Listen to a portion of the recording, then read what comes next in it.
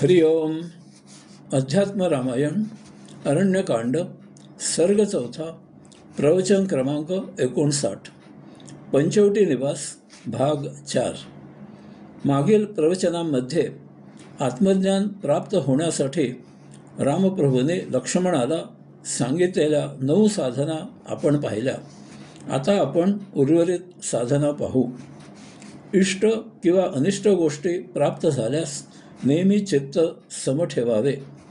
इष्ट गोष्टी याचा अर्थ आपल्या अपेक्षेप्रमाणे, आपल्या इच्छेप्रमाणे, आपल्याला पाहिजे तशा, आपले संचित संपवण्यास योग्य अशा गोष्टी. अशा गोष्टी प्राप्त झाल्या की आपल्याला सौख्य होते. आपण सुखाने उचंबळून येतो. आपल्याला वाटते की आपल्यासाठी स्वर्ग खाली आला आहे. अशा यशाने काही लोक बेभान होतात किंवा या आशाने काही मुरदाड बनतात. त्या भरात अयोगिक, अनात्म, करू नये असे वर्तन करतात. अनिष्ट गोष्टी याचा अर्थ आपल्या अपेक्षेविरुद्ध, आपल्या इच्छेविरुद्ध, आपल्याला नको अशा, आपले संचित संपवण्यास अयोग्य अशा गोष्टी. अशा गोष्टी प्राप्त झाल्या की आपल्याला दुःख होते. आपण निराश होतो, दुःखाने खंगून जातो. नको हे जिणे असे आपल्याला होते. त्या भरात अयोगिक, अनात्म, करू नयेत असे वर्तन करतात. काही आत्महत्या करतात. सृष्टीनियम वास्तवात हा साधा सृष्टीनियम आहे हे समजून घ्यावे. आपण कसे जगावे हा आपला प्रश्न नाही. ते आपल्या हाती नाही. यात आपल्याला काहीही मत नाही. आपण आपल्या संचितानुसार, आपल्या प्रारब्धानुसार जगत असतो. यात एकमेव उद्देश असतो की अंतिमतः आपल्याला मुक्ती प्राप्त झाली पाहिजे. त्यासाठी, त्यानुसार, त्याकरिता आपण जगायचे असते. यास्तव असे जगताना आपल्याला जे काही सुख किंवा दुःख प्राप्त होते ते आपले संचित संपवून मुक्ती प्राप्त होण्यासाठी अपरिहार्य असते.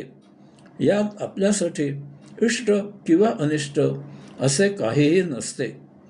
नियतीकडून नैसर्गिकपणे जे प्राप्त होते तेच आपल्यासाठी योग्य असते.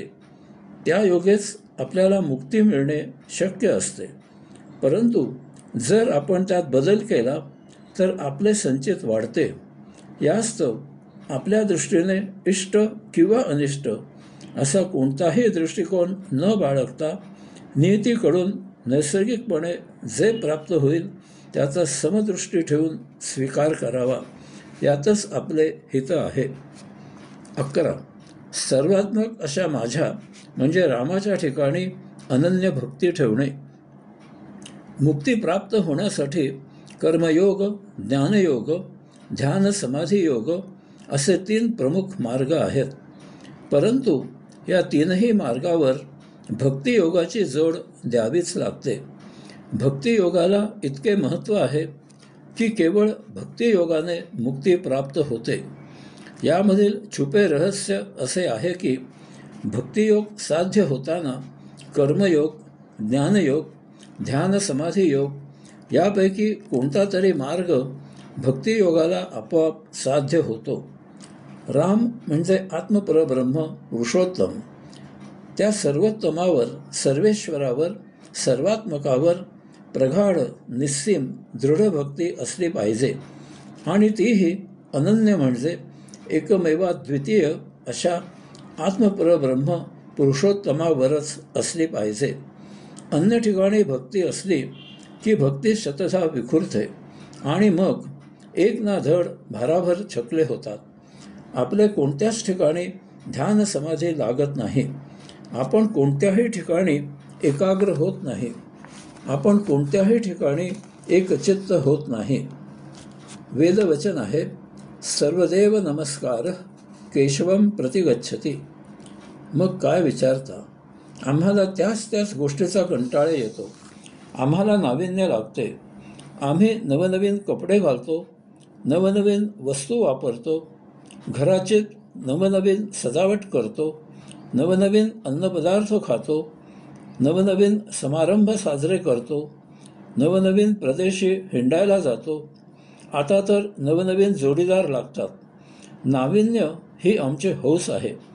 आम्हाला तोच एकच एक देव नको होतो. यासाठी आम्ही 33 कोटी देव निर्माण केले. अनेक नवनवीन समारंभ कार्यक्रम असतात. यासाठी आम्ही निरनिराळ्या देवांची स्थापना केली. त्यासाठी भिन्न भिन्न मंत्र रचले. प्रत्येक देवदेवतेला ठणकावून सांगितले, त्वम प्रत्यक्ष ब्रह्मासी. काहींना वार ठरवून दिले. काहींचे साप्ताहिक, द्विसाप्ताहिक, मासिक, द्विमासिक, त्रैमासिक, षटमासिक, वार्षिक, प्रासंगिक इत्यादी अशी विभागणी केली. काहींच्या आवडीनिवडी ठरविल्या. त्यांची व्रते, वैकल्ये, उपास ठरविले. काय बिशाद आहे ते नाकारतील.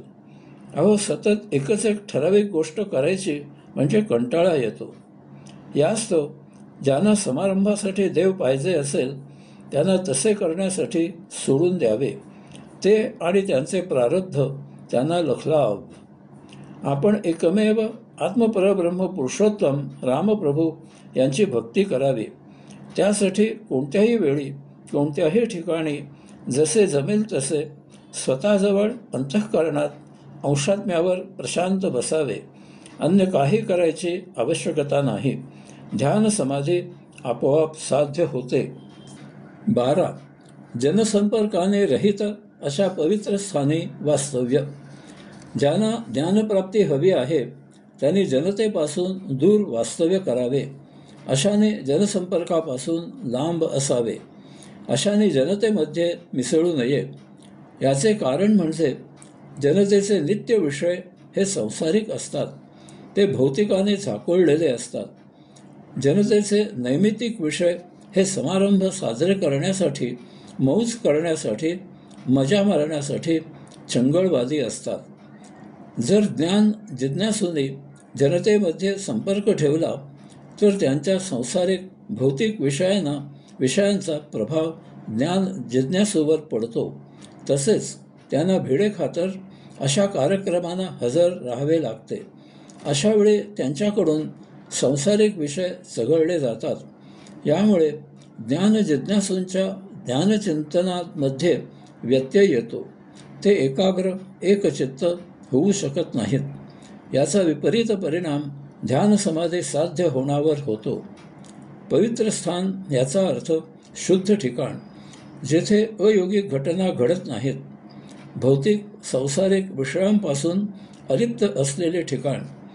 भौतिक संसारिक अशुद्ध अशा घटनांचे प्रदूषण येथे असत नाही.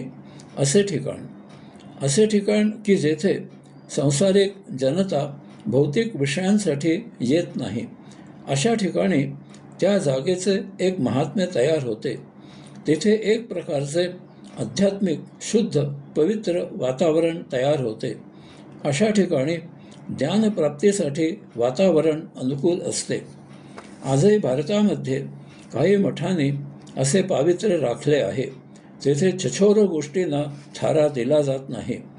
रामप्रभू सांगतात की अशा ठिकाणी ज्ञानजिज्ञासूने वास्तव्य करावे. 13. सामान्य संसारी लोकसमाजाविषयी सर्वदा नावड बाळगणे. हे कळायला अवघड आणि प्रत्यक्ष आचरणात आणायला तर महा अवघड आहे.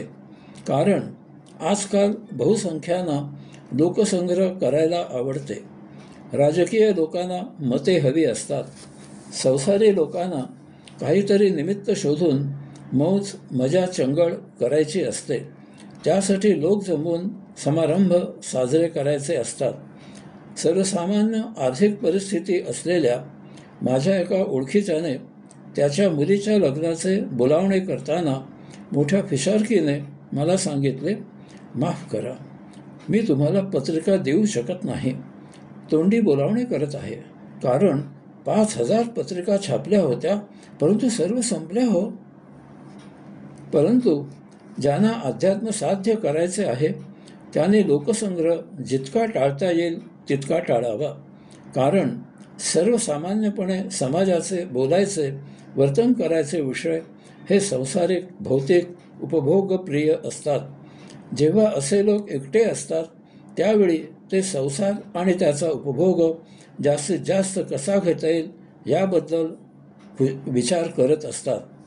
यामुळे असे लोक जेव्हा आपल्याला भेटतात तेव्हा ते अशाच विषयांचे चघळण करतात. बोलताना मोठा हुरूप असतो आणि ते मधूनमधून आपले मत विचारत असतात. आणि अशावेळी आपल्याला असे होते की हा कशाला भेटला आणि याला आता लवकर कसा टाळावा. समर्थ रामदास स्वामीने सांगितले आहे, जर आपल्या घरात नतद्रष्ट असला तर आपण घर सोडावे, कारण आपल्या सहवासाने तो सुधारण्याऐवजी त्याच्या सहवासाने आपण बिघडण्याची शक्यता जास्त असते. यामुळे असे लोक आपल्याला सतत भेटत राहिले तर त्याचा आपल्यावर परिणाम होतो. आपल्या आध्यात्मिक साधनेमध्ये व्यत्यय येतो.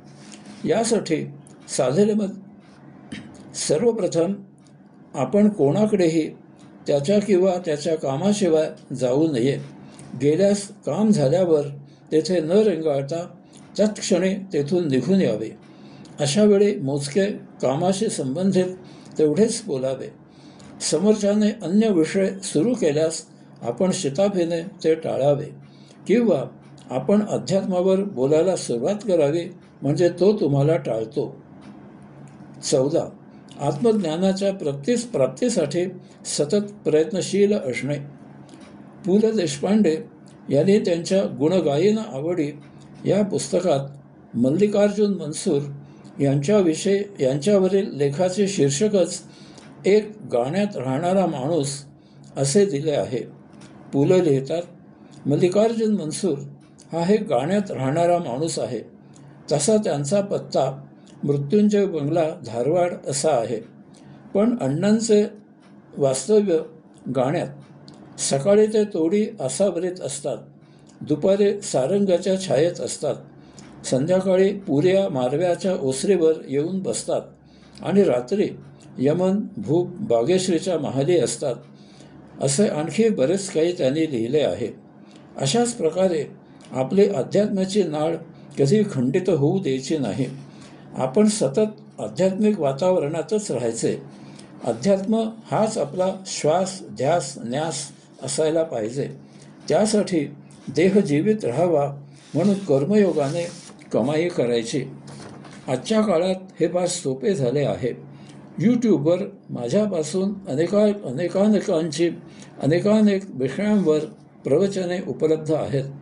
कर्तव्यकर्म करून झाल्यावर एकापाठोपाठ एक अशी ती प्रवचने सतत ऐकत राहावे, त्यावर विचार करावा आणि त्याप्रमाणे आचरण करण्याचा प्रयत्न करावा. सदा यातची रंगला अशी आपली स्थिती झाली पाहिजे. याचा सकारात्मक परिणाम म्हणून आपण चटकन एकाग्र, एकचित्त होऊ लागतो. या योगे जेव्हा आपण ध्यान साध्य करू लागतो त्यावेळी आपल्याला त्या मार्गावर प्रचिती येऊ लागते. हे आपल्यासाठी आपल्याला मिळालेले प्रोत्साहन असते. आता दर्शन फार दूर नसते. हरिओम.